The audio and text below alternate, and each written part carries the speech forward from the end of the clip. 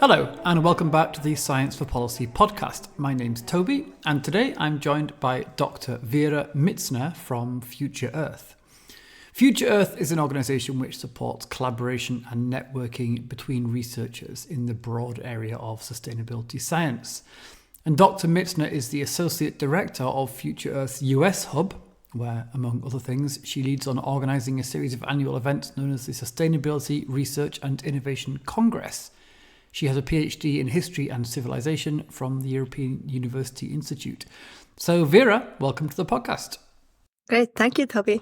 Great to be here. So, are you an expert in all history and civilizations? Or did you focus on something in particular for your PhD? Yes, modern European history, actually contemporary European history. So I wrote my PhD thesis about the history of European Union research policy. Ah, okay, of course you did. But presumably you had colleagues who were writing about, the fall of the Roman Empire or the rise of the Ottoman Empire or whatever. Yes, all that. But, historians use very similar methods for the research.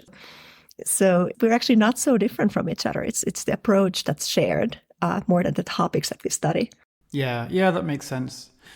My girlfriend at the university studied history, and she was always a bit surprised that people would sometimes assume she just knew about everything that had ever happened. That has happened to me too. It's funny, like you can't be an expert of history.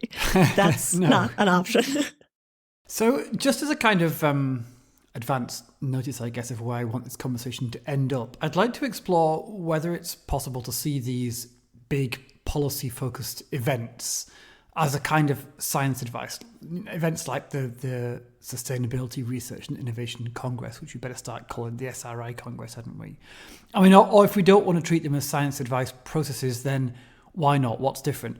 But I guess the way to approach that is first to ask you to say a bit about the Congress, what it is and how it works. Sure. Yeah, the SRI Congress is the world's largest event focused on sustainability research and innovation. We launched the event at a worst possible time to launch a global event. Let me guess, COVID. Yeah. So we were planning to have our first SRI Congress in 2020. And of course, it didn't happen. It was postponed to 2021 when we had the event in Australia and online. And it was an instant success. We had about 2,000 people join us, mostly online at that point. And since then, the initiative has grown. Each year, we organize an open bidding process to host the Congress. And last year we were in South Africa, that was in 2022.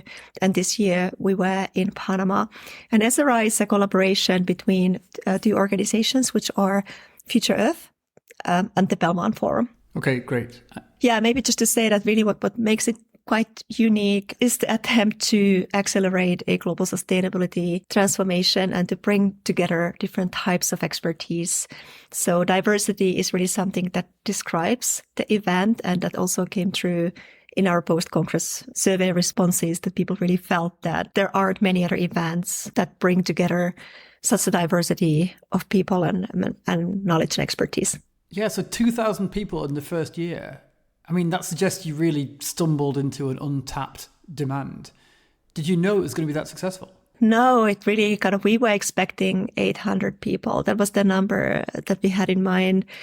Of course, Future Earth is a large community. We are the world's largest network of global change researchers and have groups involved in Future Earth in different parts of the world. And also the Belmont Forum is an international organization. But yeah, we were really surprised by the interest in the Congress, and it totally showed us that there is a demand for an event like this.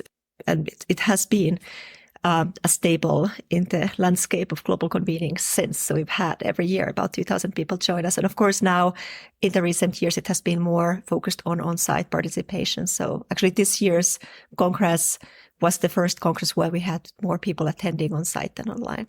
But hybrid is important for us because it's a matter of accessibility and it's a matter of sustainability so that not everybody has to travel. We also have satellite events, by the way. So every year we have events that are connected to the main Congress in different parts of the world.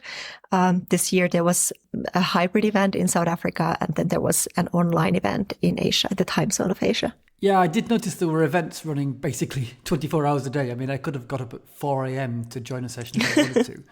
And not unrelated to that, who are these people? I mean, I think I understand who your constituents are in Future Earth, but who exactly comes along to this event? That's a frequently asked question, for sure. It is diverse because for a global sustainability transformation, you basically need everyone to the table. But this Congress attracts mostly an expert audience.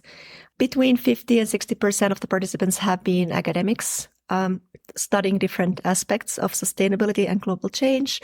And then we have participants from the public sector, civil society, business.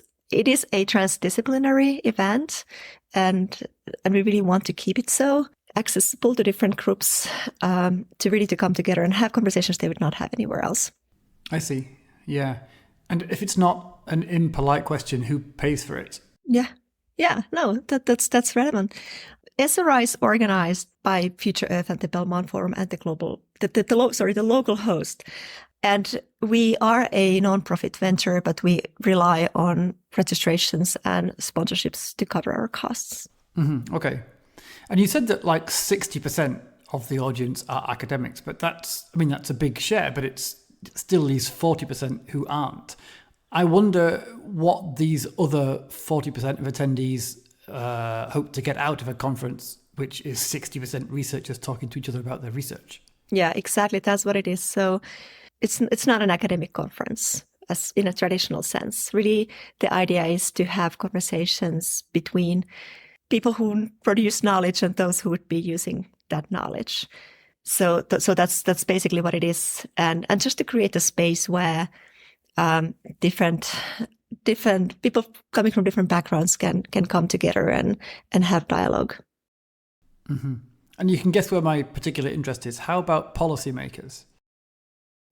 Yeah, we are attracting policymakers. In fact, this year's SRI Congress, SRI 2023, that was held in Panama, was co-organized with the Panamanian government. So that attracted quite strong government participation. About 18% of all participants came from the public sector, and we had high-level participation. Even the vice president came to the opening of the Congress. And we are hoping really to continue on that track. SRI 2024, which will be held in Helsinki and Espoo in Finland, will be organized by the two leading research universities, University of Helsinki and Aalto University, but we are in conversations also with ministries to bring government perspective to the Congress. Yeah, that's great. Although I have to say, like, having the vice president come and speak at the opening is one thing, as that's kind of political input, and I get why that's valuable. But in terms of whether it can influence policymakers, whether there's two-way communication, genuine like science for policy work, I mean, do the academics who take part see it as an opportunity to communicate with policymakers? Yeah. So when we launched our call for contributions or sessions, one of the criteria there is diversity of speakers. And there's the hope that people would come, the speaker would come from different sectors of society. So not just researchers from different disciplines, but also policymakers, decision makers, business leaders, civil society leaders, and so on. So we do encourage that, and it's happening. It's certainly happening. Yeah. So what strikes me when listening to you is what I mentioned at the start, which is that when we're talking about ways that evidence can be transferred into policymaking, we tend to think about situations where there is a policy need, and then so the policymaker asks the scientist for help in solving a policy problem, or the scientist offers the help spontaneously or whatever, which can be like a formal institutionalized setting, like a science advice committee or some kind of science advice mechanism, or it can be less formal, like a one-to-one conversation. But the way you framed the purpose of your event a few minutes ago was that you said it's a place where people who have knowledge, or create knowledge maybe, can meet with people who need to use that knowledge. And that's why I'm asking about the policymaker involvement, of course, because if you achieve that mission, then this is also a channel where science can influence policy. And that's true, even though when we talk about evidence-informed policymaking, we rarely think of big events as a channel where that happens, or at least not a channel that's worth studying. Yeah, we don't speak about science advice actually around SRI. There's no particular reason for why we don't use that wording. We speak about moving knowledge to action, but look, it's to some extent it's the same thing, right? As you say, it's kind of a different way of informing decision making. It's not around a particular policy issue. It's more kind of unstructured, but it is a space for dialogue between different groups, and also it's an opportunity for policymakers to throw attention to certain issues, or researchers to throw attention to certain issues, and that's why we've, for instance, had participation from UN organizations each year. They usually organize a session or two to elevate some of their priority issues in front of a global audience. And also, SRI is a great place to get a crosscut of what's happening in the sustainability science space. I don't think there's any other event where you can get such a great overview globally what's happening in this space and what are kind of the emerging conversations in academia, but also beyond. Yeah.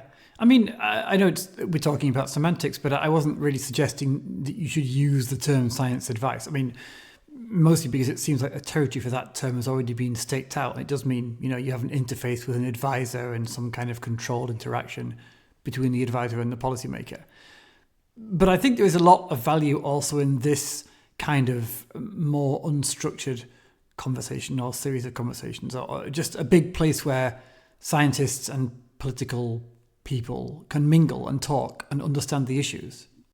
Yeah, but there are also conversations around how that happens. We actually had several sessions this year about transdisciplinary research, and we're always looking for kind of success stories in that and case studies to so that people can learn how that's done in other contexts and other countries, because there are a lot of people trying to figure out how to do that well, and it's always useful to learn from others and other examples in that space.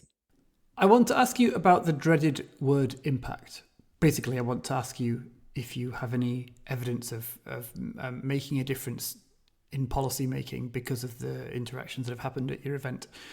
But I feel like I should also preface your answer by saying that every time I ask this question to anybody, the answer is always like, yeah, we know that we are having an impact, but it's very hard to quantify. These things are difficult to pin down and so on. So, and that's true even when you're talking about quite a structured and carefully organized interface between science and policy. So in this kind of unstructured environment, I guess I'm also asking, is that even a possible thing to aspire to? Yeah, we would love to do it better because as I mentioned, it's a nonprofit initiative. We do it because we want to create change in this world.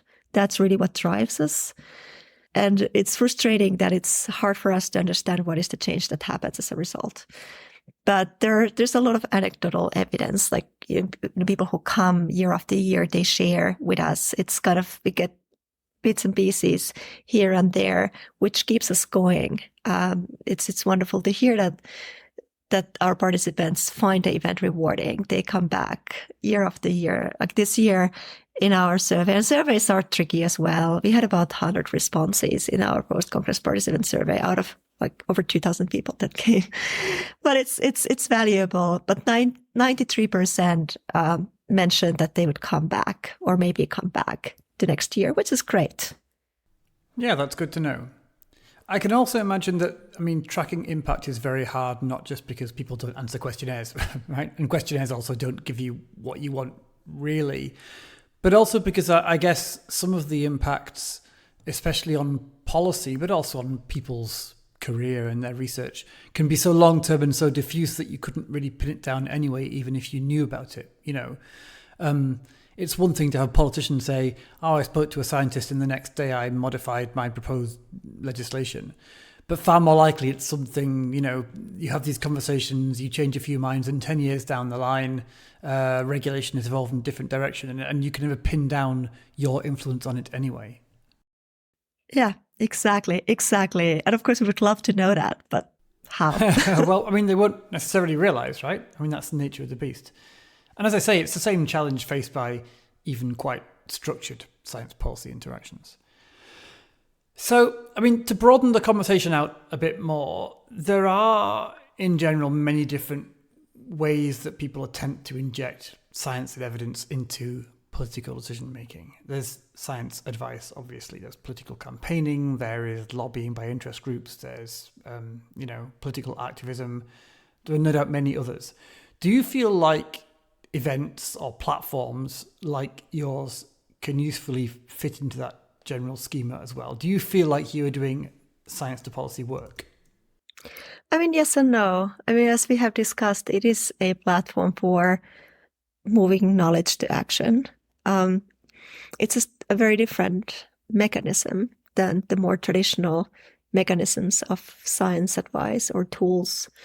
Yeah. And of course, like things might happen within particular sessions, like there might be a session put together by someone who is actually working in a policy advice role and then bringing together policymakers and researchers to that session and that conversation actually taking forward some specific initiative. But that happens kind of within the sessions. The Congress overall is such a broad platform that it's really hard to say how it more specifically moves anything.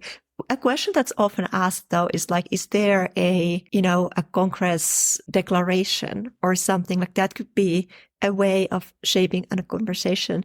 Something we have is an SRI message. So the host of each Congress, the local host, delivers a message to the next host. I don't think that has had a lot of policy impact.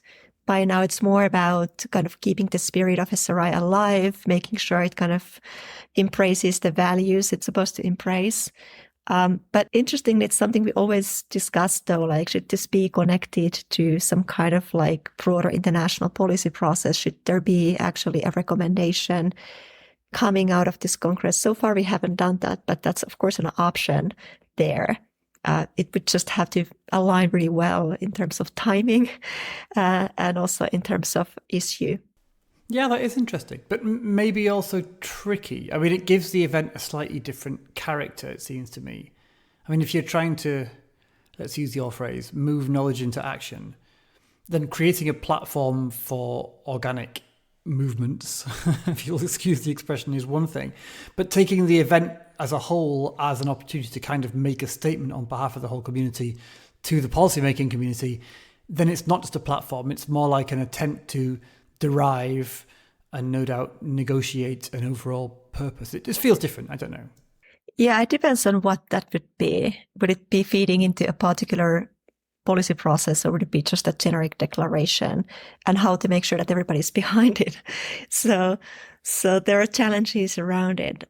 But that said, it keeps coming up in conversations around the Congress, and people ask about it as well. So I would not say never, but it just has to be the right timing. It has to be the right framing. It has to be the right issue for it to, because it's important for us to stay true to the spirit of SRI. We feel that we've created something that's meaningful for the global community, working on sustainability. And we have to be true to that community as well, and not to step too far to any direction that doesn't align with what the event is supposed to be. Yes, indeed. So if you try to add in the element of, this year's Congress speaking as a scientific community would like to tell the world's governments the following, and then you write a declaration of, 7 carefully worded, negotiated, no doubt vague bullet points or whatever. By doing that, you're getting into this different territory. Like we said, not only providing a place to talk, but also kind of speaking yourself as a body. You then start to get closer to the patch of other organizations that do that kind of thing, whether institutionalized or not. There are other bodies that are supposed to be, or take themselves to be, the voice of science to policy on a particular topic. And actually, a lot of those topics are related to your topic of sustainability. And I think when you start to get into that territory, well, firstly, you've got to be offering something different. And more than that, you'd also kind of, you'd have to, as it were, compete, or at least show you are playing in the same ball game as these big mature, structured organizations like, the IPCC and the International Science Council and blah, blah, which have mature systems and processes that govern what they say and do, that control for bias and include diverse viewpoints and control quality and you name it. And I don't know if you want to go there. It's a whole thing. Yeah, I mean, yes and no. We have mechanisms in place to make sure that the quality of the program is high and that there is diversity. And that is the external program committee, which is nominated by our executive committee. And it's important for us to make sure every year that there's different types of expertise, people from different backgrounds, from different regions, and they review the session proposals. And each proposal has traditionally been reviewed by 3 reviewers. So it's quite rigorous, actually, as a process. So this applies to the core program. And then we have plenary sessions and side events. And of course, it's a big event with 300 different activities. We also have had something called an open day, which is a day that's open to anyone. And it was really well received this year in Panama. We had local partners, for instance, a local university, the Smithsonian Tropical Research Institute was a partner, and a local museum. And it was an opportunity for the local community to come to the Congress. There was no fee to attend that day. And the Congress participants to see what's happening in Panama in terms of sustainability and sustainability science. So, yeah, okay, I got distracted a little bit from your question, but to say that it's fine. The program, there are mechanisms for us to make sure that the program is balanced, it's diverse. And yeah, if you wanted to develop the Congress more into a direction of making statements or recommendations, of course, we would need something additional as well. Yeah, I think you're right. I mean, it's a different thing, right? I mean, ensuring a balanced and high quality event program is different from producing a piece of high quality scientific advice. Yeah. By the way, do you have industry representatives there? Yes, we have private sector participation and also sponsorships from the private sector. We would like to increase that piece. It has been the hardest sector to engage in SRI. But yes, every year we've had industry participants from businesses. And it's important. I think it's really important to have that sector there as well. Mm-hmm. Okay. So you've talked about events like this being a place where science for policy work can be done. On a slightly different note, is it also a place where the practice of science for policy is discussed? I mean, very directly, take someone like me. I'm not a sustainability expert or a policymaker. I'm someone who's interested in how those two worlds interact. Is there something at events like yours for me? Yeah, well, that's a great question. I mean, they're kind of like a boundary spanners working in the boundary between science and practice, and science and policy. And SRI sits quite steadily in that space as an event. So certainly it will be an opportunity to learn how science advice or efforts to move science to action, how transdisciplinary research is done by different groups in different contexts. Like that would be an opportunity to get a better understanding of all that. And certainly also an opportunity to create global networks. SRI participation is fully global. I don't know many other events that are equally global besides some of the UN events. So it's a wonderful opportunity to get a global picture of what's happening in the transdisciplinary space worldwide. So we'll be announcing the call for contributions this fall.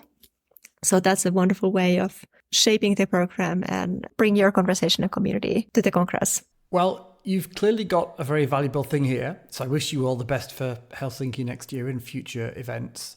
And thanks for taking the time to talk to me and help me figure out how what you're doing fits into the broader science and policy landscape. Veera Mitzner, it's been a pleasure. Thank you so much, Toby. Appreciated it.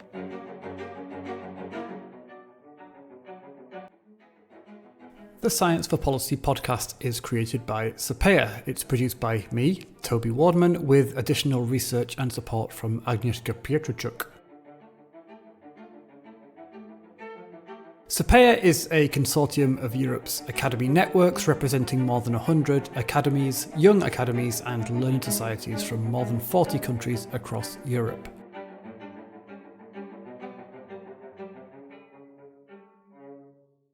We're part of the European Commission's scientific advice mechanism, and as such we're funded by the European Union. Having said that, the opinions you hear on this podcast are those of the guests, and sometimes mine, but certainly not the views of the European Commission. This music is composed by Carlo Alfredo Piatti and performed by Elizaveta Sushchenko, and this last bit is particularly good.